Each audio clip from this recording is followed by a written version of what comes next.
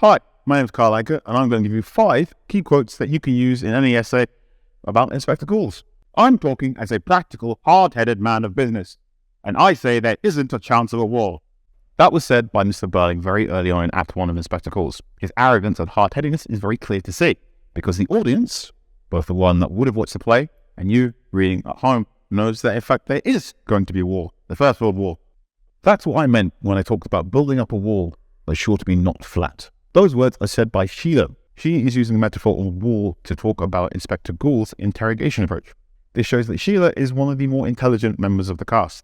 She figures out how the inspector works before anyone else. As if a girl of that sort would ever refuse money. In Mrs. Burling's opinion, she doesn't think a working class woman of Eva Smith's status has the potential to have a moral backbone and say no. In this line, J.B. Priestley wants to highlight the inequality that still existed in Britain.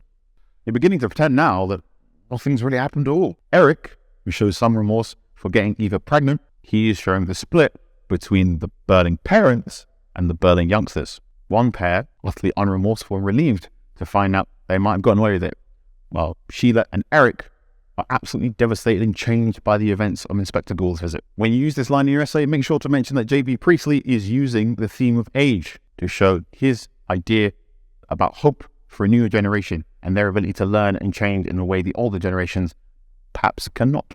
If men will not learn that lesson, then they will be taught it in fire and blood and anguish. Good night. In his closing sign-off, Inspector Gould prophesied a terrible, hellish, warlike future. This is Priestley using his knowledge of the 2 world wars that he experienced firsthand and is advising both the audience, the reader, you have to have more compassion for each other. Otherwise, we're all a bit doomed. You can listen to the Bite-Sized Revision podcast on BBC Sounds and take your revision with you wherever you go.